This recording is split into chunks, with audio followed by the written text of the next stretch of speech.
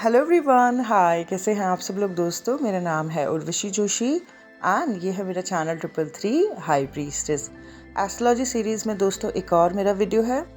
और ये video shadow planets के बारे में है। शैडो प्लैनेट्स जैसे कि हमें मालूम है, छाया प्लैनेट कौन से दो प्लैनेट हैं, राहु एंड केतु, और इनका आपकी ज़िंदगी के ऊपर कैसे असर पड़ता है, क्या मैंने ऑब्ज़र्व किया अपनी लाइफ से और लोगों की लाइफ से, ये जो शैडो प्लैनेट्स रहते हैं इनका क्या असर पड़ता है हमारे जीवन पे। इसको लेके जो मेरी रिसर्च है उसको मैं शेयर करूँगी इस वीडियो में आपके साथ। कल मैंने आप लोगों के साथ शेयर किया था द 8th हाउस के बारे में। कुंडली में 12 हाउसेस होते हैं, उसमें मेरे को जो सबसे मिस्टीरियस हाउस लगता है उसके बारे में मैंने सबसे पहले शेयर किया आप लोगों के साथ। मैं फर्स्ट हाउस के बारे में भी शेयर कर सकती थी, 5th हाउस के बारे में भी शेयर कर सकती थी, लेकिन जिस तरीके की जर्नी हम लोगों की चल रही है उसमें 6th, 8th और 12th हाउस के बहुत बड़े मायने हैं। तो वो भी उसमें भी 6th, 8th और 12th हाउस में से भी 8th हाउस जो है वो सबसे इम्पॉर्टेंट है। सो इसीलिए हाउसेस के बारे में जब मैंने बात करी तो सबसे पहले मैंने बात करी इस रहस्यमयी 8th हाउस के बारे में। ठीक है ना। स्पिरिचुअल जर्नी से रिलेटेड वीडियोस मैं बनाती हूँ इस चैनल पे, और उन्हीं चीज़ों से रिलेटेड मेरी रिसर्च रहती है। 8th हाउस से रिलेटेड काफ़ी सारी चीज़ों को मैंने ऑब्ज़र्व किया अपनी लाइफ में, इवन लोगों क्लाइंट्स की लाइफ में भी।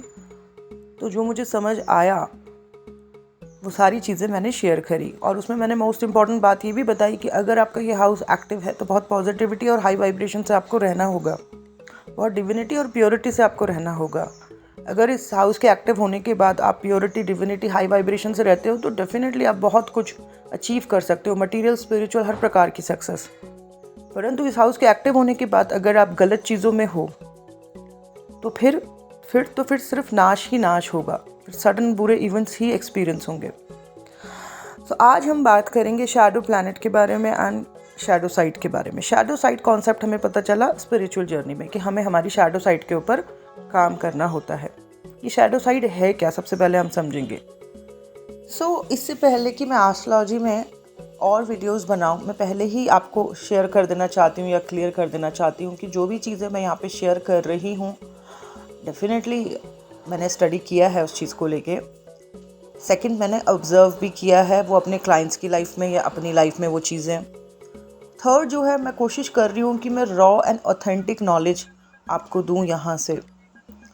फोर्थ, कि वो कहीं ना कहीं आपकी स्पिरिचुअल जर्नी में आपको मदद करती हो ये इन्फॉर्मेशन।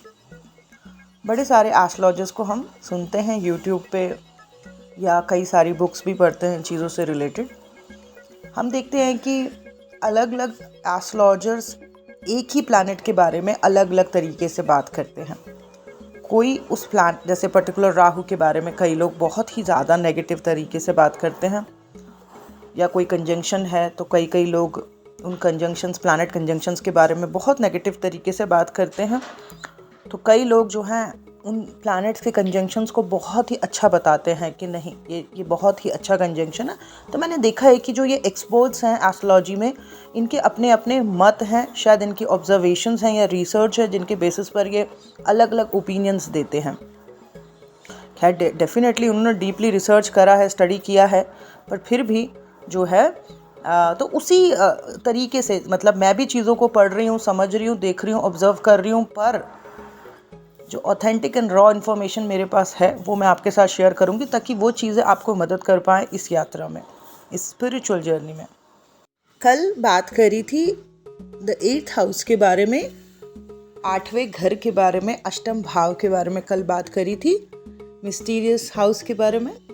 आज बात करेंगे shadow planet and shadow side के बारे में। तो ये जो स्पिरिचुअल जर्नी है, अवेकनिंग, ये जो मास अवेकनिंग हो रही है इस वक्त, इस टाइम पीरियड में बड़े सारे लोगों को कुछ कॉन्सेप्ट्स के बारे में पता चला कि भाई हमें इनर वर्क करना चाहिए, हमें हमारी शैडो साइड को भी हील करना चाहिए। शैडो वर्क, इनर वर्क के बारे में हमें समझ आया। स्पिरिचुअल जर्नी में काफ़ी सारे स्पिरिचुअल आपके जो कार्मिक कनेक्शंस हैं उनके थ्रू भी आपको मिरर देखने को मिलता है। बहुत सी चीज़ें जो आपके अंदर दबी हुई हैं वो सरफेस पर आती हैं आपके स्पिरिचुअल कार्मिक कनेक्शंस की वजह से। तो वो भी चीज़ आपने ऑब्जर्व करनी है। पर खैर आज एस्ट्रोलॉजी से इस चीज़ को जोड़ते हुए मैं बात करती हूँ शैडो वर्क के बारे में और शैडो प्लैनेट्स के बारे में। सबसे पहले ये शैडो प्लैनेट्स एस्ट्रोलॉजी में है कौन से? 2। टोटल 9 प्लैनेट्स हैं। सूर्य, चंद्रमा, मंगल, गुरु, बुध, बृहस्पति, शुक्र, शनि, राहु, केतु को नवग्रह के नाम से जाना जाता है। ये सारे ग्रह अपने गोचर में भ्रमण करते हैं, राशि चक्र में कुछ समय के लिए ठहरते हैं, राशिफल प्रदान करते हैं। राहु और केतु जो कि ये शैडो प्लैनेट्स हैं, छाया प्लैनेट कहा जाता है, को आभासीय ग्रह माना जाता है। इनका वास्तविक कोई अस्तित्व नहीं है ब्रह्मांड में। ये दोनों राशि मंडल में गणितीय बिंदु के रूप में स्थित होते हैं। देखो, इनका कोई वैसे अस्तित्व नहीं माना जाता है, परंतु उसके बावजूद भी इनकी पावर इतनी ज़्यादा है कि ये सूर्य और चंद्रमा को भी ग्रहण लगा देते हैं। इतने पावरफुल हैं ये।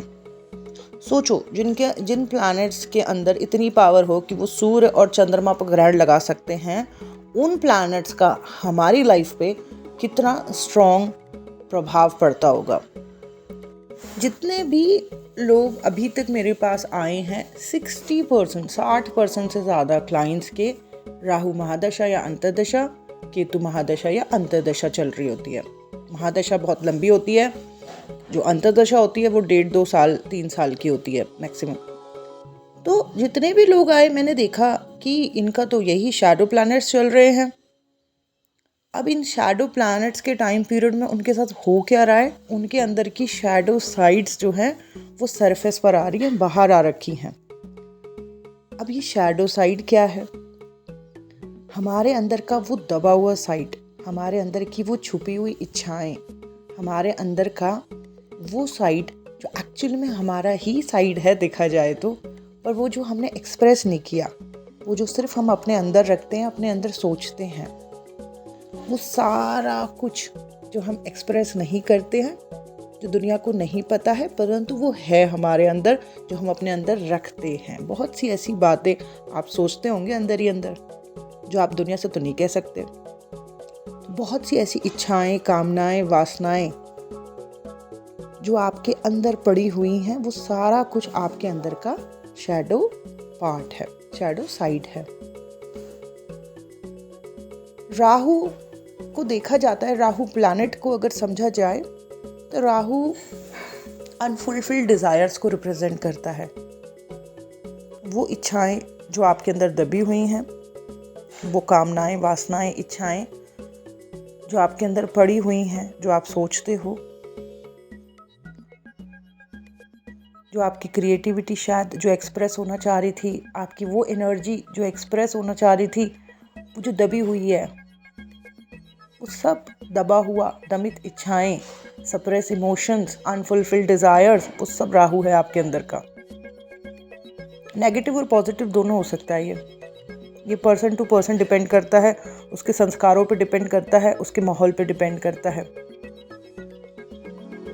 किस तरीके की चीज़ों को उसने अपने अंदर दबा के रखा हुआ है, जो उसकी इच्छाएं हैं, बंडल ऑफ इच्छाएं। तो भाई, और केतु क्या है? राहु जहाँ पे एक्सप्रेशन मांगता है, इच्छाओं की पूर्ति चाहता है, एक्सप्रेस होना चाहता है, वहीं केतु जो है वो डी अटैचमेंट है, मुक्ति है, मोक्ष है, अलगाव है, आइसोलेशन है, ज्ञान है, सच्चाई है, सत्य है, इस दुनिया से अलग थलग है।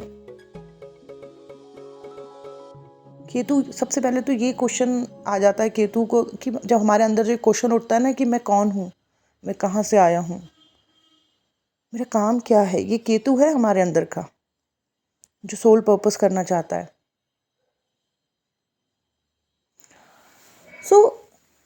ये दोनों ही, मतलब डिज़ायर भी और मुक्ति भी, ये दोनों ही हमारे अंदर चलता है। बहुत सी इच्छाएं भी चलती हैं और एक तरफ हमको मुक्ति भी चाहिए इस सब सांसारिक नाटक से, इस माया से। तो ये दोनों राहु और केतु का जो नृत्य है, तांडव है, हमारे अंदर चलता रहता है। कभी हमें मुक्ति चाहिए इस सांसारिक माया से तो केतु कभी एक्टिव हो जाता है, तो कभी जो है हमारे अंदर अनलिमिटेड डिज़ायर एक्टिव हो जाती है और हमें सांसारिक सारी चीज़ें चाहिए, किसी भी हाल में चाहिए, तो ये राहु भी एक्टिव हो जाता है। ये दोनों ही हमारे अंदर के दबे हुए साइड है। एक तो रूप वो है हमारा जो हम इस दुनिया के साथ दिखाते हैं, जो इंटरेक्शंस हम करते हैं, सांसारिक बातें करते हैं, भौतिक दुनिया वाली बातें करते हैं। एक होता है जो हम बहुत कुछ चाहते हैं पर हम उसको शेयर नहीं कर पा रहे, अंदर ही अंदर चल रहा है, दैट इज़ राहु। एंड एक वो है जो मुक्ति चाहता है, हमारे अंदर का साइड, वो केतु है ना। तो ये राहु और केतु को हम खुल के एक्सप्रेस नहीं कर पाते। आप ही में से कितने लोग बोलते हैं मुझे, मैम हम स्पिरिचुअल जर्नी के बारे में किसी से बात करेंगे लोग हमें पागल समझेंगे। डरते हो ना, हर कोई डरता है अपने अंदर की इस साइड को एक्सप्रेस करने से। तो अंदर ही अंदर ये चीज़ें चलती रहती हैं, दबी हुई साइड है ये, हम सभी की, आपकी, मेरी। और यही हमारे अंदर का राहु और केतु है, यही हमारे अंदर के शैडो प्लैनेट्स हैं, यही हमारे अंदर की शैडो साइड भी है। हमने कुछ सोचा, मनी मन सोचा, बहुत कुछ सोचा, बट वो हम एक्सप्रेस नहीं कर सकते, बस चल रहा है मेरे अंदर या आपके अंदर, उसको एक्सप्रेस नहीं कर सकते। कहाँ जाके चला गया वो अंदर, सबकॉन्शियस माइंड में चला गया है वो, ठीक है। अब वो एक्सप्रेस कब होगा, जब इस राहु और केतु की एंट्री होगी।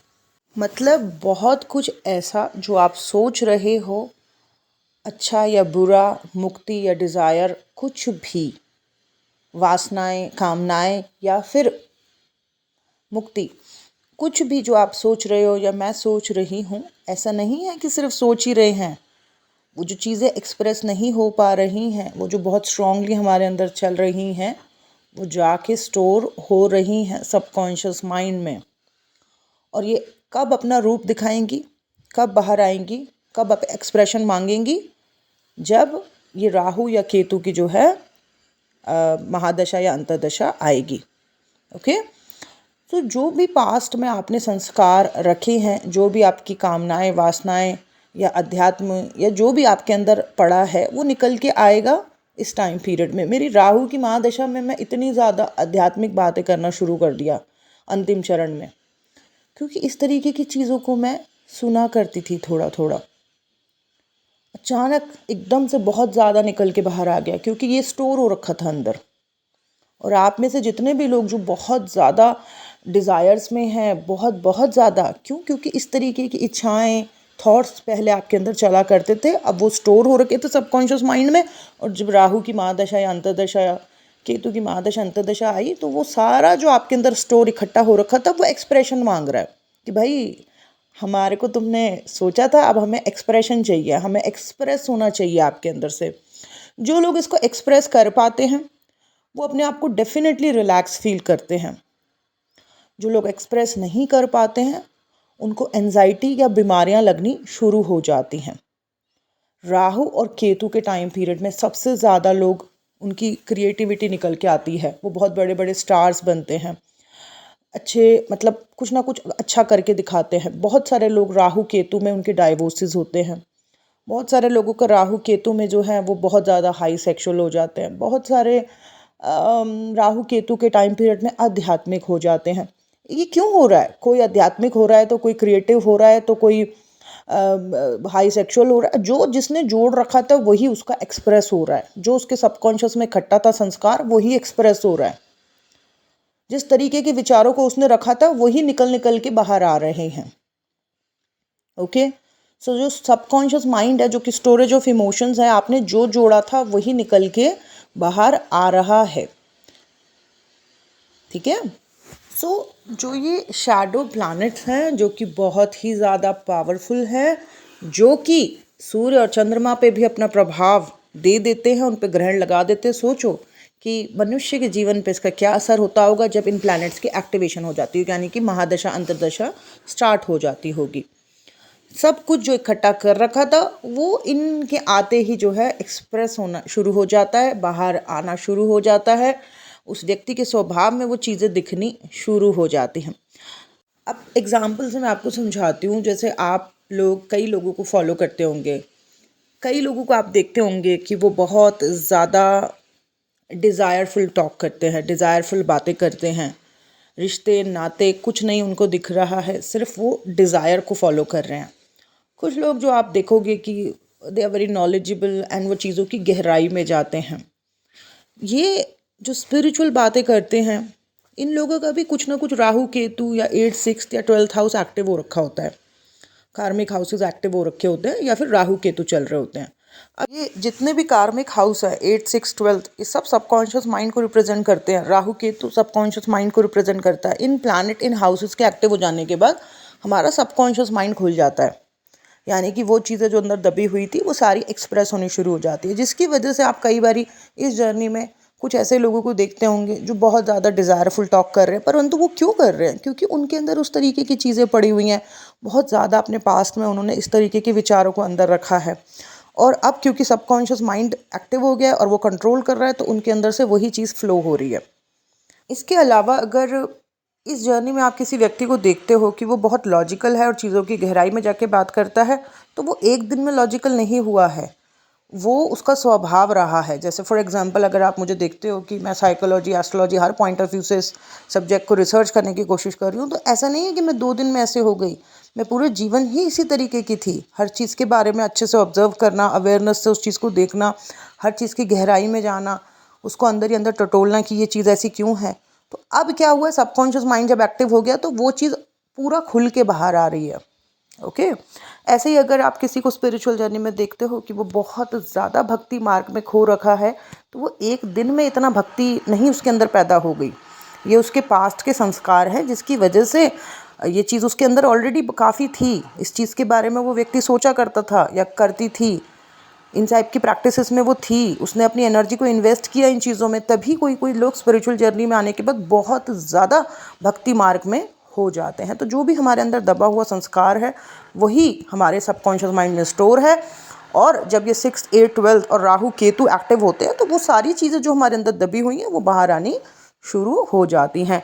ये हमारा शैडो साइड है, ये हमारे अंदर की छाया साइड है, वो साइड है जो एक्सप्रेस नहीं हुई थी। किसी के अंदर ये बहुत अच्छी है, प्योर है, तो किसी के अंदर थोड़ी ये डार्क भी है। सो ओवरऑल ये है कि हमारे अंदर की वो साइड जो दबी हुई है, जो हम एक्सप्रेस नहीं कर पा रहे हैं, जो हम शेयर भी नहीं कर पा रहे हैं खुल के, चाहे वो हमारे अंदर की क्रिएटिविटी हो, कामना हो, वासना हो, मुक्ति हो, भक्ति हो, जो हम खुल के एक्सप्रेस नहीं कर पा रहे, परंतु जिसके बारे में हम अंदर ही अंदर सोचते हैं, जो सवाल, जो इच्छाएं हमारे अंदर चलती रहती हैं, वो जो तांडव नृत्य हमारे अंदर ही अंदर चलता रहता है, जिसको कि हम इस भौतिक दुनिया में ज़्यादा शेयर नहीं कर पाते हैं, परंतु जो हमारे अंदर की बहुत डीप डिज़ायर है या हमारे अंदर की इच्छाएं हैं, वो सब राहु और केतु है। और इनका एक्टिवेशन हो जाता है जब ये अंतर्दशा महादशा में आते हैं। उस टाइम पीरियड में कई लोग काफ़ी क्रिएटिव हो जाते हैं, काफ़ी सक्सेसफुल हो जाते हैं। जो भी उनके अंदर दबा हुआ था वो एनर्जी एक्टिव हो जाती है, जागृत हो जाती है। उस तरीके के विचार बहुत ज़्यादा उनके अंदर चलने शुरू हो जाते हैं, और अगर वो उस जगह पे काम करते हैं तो वो उन चीज़ों को अचीव भी करते हैं। बहुत सारे लोग राहु में बहुत सक्सेस पाते हैं, क्योंकि पास्ट में काफ़ी कुछ उन्होंने ऐसा क्रिएटिविटी और काफ़ी कुछ ऐसा अपने अंदर जोड़ रखा होता है, जो राहु के आते ही एक्टिव हो जाता है, और फिर जब वो उस चीज़ के ऊपर काम करते हैं, अच्छे रिजल्ट आते हैं, अच्छा नाम होता है। कई लोगों का इसी राहु केतु में बड़ी बदनामी होती है, क्योंकि कुछ ऐसी चीज़ें उन्होंने अपने अंदर जोड़ रखी होती हैं जो दुनिया से छुपी हुई हैं, जो परंतु उनके अंदर का ही शैडो साइड है। तो जब राहु केतु आता है तो उनका सबकॉन्शियस इतना हावी हो जाता है उनके ऊपर कि वो उल्टे सीधे काम करने लग जाते हैं, बदनामी करा देते हैं अपनी, है ना। तो जो भी आपने संस्कार जोड़े थे वही एक्सप्रेस होते हैं इन शैडो प्लैनेट्स के आ जाने के बाद। ओके, सो एस्ट्रोलॉजी में हम ये भी जान सकते हैं उसके चार्ट को देख के कि एग्जैक्टली इस व्यक्ति के अंदर किस तरीके के विचार चलते हैं। राहु जिस भी हाउस में प्लेस्ड होता है उसके अंदर उस चीज़ से रिलेटेड डीप डिज़ायर्स होती हैं। तो किसी के चार्ट को देख के ये भी समझा जा सकता है कि किस तरीके की विचार, इच्छाएं इसके अंदर चल रही हैं। ओके, सो आज के वीडियो में एस्ट्रोलॉजी और स्पिरिचुअल जर्नी को मिक्स करते हुए जो मैंने ये वीडियो बनाया है, उसमें मैंने समझाने की कोशिश करी है कि ये जो शैडो प्लैनेट है, जिसका कि वैसे तो ब्रह्मांड में कोई अस्तित्व नहीं माना जाता है, परंतु अस्तित्व ना होने के बावजूद भी इनका इतना ज़्यादा स्ट्रॉन्ग प्रभाव है हमारे जीवन पर, इवन सूर्य चंद्रमा के ऊपर भी। सो ये बहुत पावरफुल प्लैनेट्स हैं और कहीं ना कहीं हमारे अंदर की डार्क साइड को, छुपी हुई साइड को रिप्रेजेंट करते हैं और इसीलिए शायद इनको शैडो प्लैनेट कहा जाता है। हमारे अंदर की छाया साइड, हमारे अंदर की डार्क साइड, हमारे अंदर की छुपी हुई साइड। और ये जो हम शैडो साइड या शैडो वर्क करने की बात करते हैं इस स्पिरिचुअल जर्नी में, बेसिकली हम उस जगह पे काम करने की कोशिश कर रहे हैं जहाँ पे हमें लग रहा है कि ये सही नहीं है। अपने शैडो साइड को हमें रिजेक्ट नहीं करना है, बेसिकली बस उसको हील करने की ज़रूरत है। अगर कोई ऐसी चीज़ है आपके अंदर जो गलत है, जो पास्ट में आपने अपने विचारों में सोची, जो आपके संस्कार बनी, जो आपके अंदर जुड़ी हुई है और अब उसका एक्टिवेशन हो गया है, वो प्लैनेट स्टार्ट हो गया है और वो चीज़ें आपके अंदर से निकल के आ रही है। हो सकता है कि 50 की एज में निकल के आ रही हो सकता है आप मैरिड हो तब निकल के आ रही हो सकता है बचपन में ही निकल के आ रही हो, परंतु आपको अब स्पिरिचुअल जर्नी के बारे में पता चल चुका है, इनर वर्क, शैडो वर्क के बारे में, शैडो साइड के बारे में समझ आ चुका है। तो अब आप अवेयरनेस से अपने आप को देख रहे हो और आप देख रहे हो कि कुछ चीज़ें तो बहुत बेहतरीन हैं, परंतु कुछ चीज़ें हैं जो गलत भाई इकट्ठी कर ली है मैंने, तो अब इसको ठीक करने की ज़रूरत है। तो यहाँ पे फिर काम आ जाता है फिर शैडो वर्क का। तो अपनी शैडो साइड को हमें रिजेक्ट नहीं करना है, सिर्फ उसको अपने अंदर जाके हील करके आना है। अपने अंदर की उस डार्क साइड को जो कि अनहील्ड है, ठीक है, कहीं पे आपके अंदर आपकी डार्क साइड कहीं कुछ अनहील्ड है या आपको बेचैन कर रही है, उसको जाके हील करके आना है, उसको रिजेक्ट नहीं करना है। हमें अपनी डार्क साइड को रिजेक्ट नहीं करना है। सिर्फ अगर आपको किसी वजह से बहुत बेचैनी हो रही है और कोई चीज़ें आपको कंट्रोल कर रही है या मजबूर कर रही है, तो अध्यात्म में जो है आपने अपनी साधनाओं या ध्यान, अगर आप गहरे हो चुके हो तो आप अपने अंदर जाना सीख गए होंगे। तो आप अपने अंदर जाके जो है अपने उस साइड को जो बेचैन है, जो आपको कंट्रोल कर रहा है या मजबूर कर रहा है, उसको हील करके आना है। बस दैट्स इट। ये सारी दुनिया डार्क और लाइट के कॉम्बिनेशन से चल रही है, जैसे सुबह रात, यिंग यांग, अच्छाई बुराई, मुक्ति, डिज़ायर, सब कॉम्बिनेशन से चल रहा है। यहाँ पे हम रिजेक्ट नहीं कर सकते अपनी साइड को, ठीक है। तो शैडो साइड पे जब बात आती है काम करने की, तो बेसिकली हम बस उस साइड को हील करने की कोशिश कर रहे हैं जो अनहील्ड है, या आपके अंदर कुछ बेचैनी है, बेकाबू हो रहे हो आप, है ना, कुछ ऐसा जो आपको परेशान कर रहा है आपके अंदर ही, सिर्फ उसको हील करके आना है। और जो व्यक्ति एक्सेप्टेंस की एनर्जी में पहुंच गया होगा, एनर्जी चार्ट को मैंने कई बार आप लोगों को एक्सप्लेन किया है, डॉक्टर डेविड हॉकिंस के चार्ट को, जो व्यक्ति 350 के लेवल पे पहुंच गया होगा, उसने अपने अंदर की डार्कनेस को भी एक्सेप्ट कर लिया होगा और अपने अनहील्ड साइड को भी हील कर लिया होगा, या करना सीख गया होगा, या हो गई हो करना सीख गई होगी। दोस्तों, यही था मेरा आज का वीडियो। स्पिरिचुअल जर्नी में जो लोग हैं, शैडो साइड के बारे में जो बात करते हैं, शैडो वर्क जो लोग करना चाहते हैं, उनके लिए था मेरा ये वीडियो। जानना उनके लिए ज़रूरी है कि शैडो प्लैनेट्स जो हैं, क्यों राहु केतु जो कि शैडो प्लैनेट है, उसी टाइम पीरियड में क्यों आपके साथ ये सारी चीज़ें घटित हो रही हैं, क्यों हो रही है ये चीज़ें घटित, कैसे हो रही है, क्योंकि जो आपके अंदर दबा हुआ था वही आपके अंदर से एक्सप्रेशन मांग रहा है। अगर आप उसको एक्सप्रेस करते हो तो आप अपने आप को हील फील करते हो। एक्सप्रेस नहीं कर पा रहे हो तो एंजाइटी, डिप्रेशन या बीमारियां लगनी शुरू हो जाती हैं। देखो, कोई ऐसी चीज़ है जो बड़ी ब्यूटीफुल है ना, आप उसे एक्सप्रेस कर पा रहे हो। जैसे मेरी अवेकनिंग के बाद मैं अपने आप को एक्सप्रेस कर पा रही हूँ, तो डेफिनेटली मैं अपने आप को हल्का फील कर पाई, रिलैक्स फील कर पाई।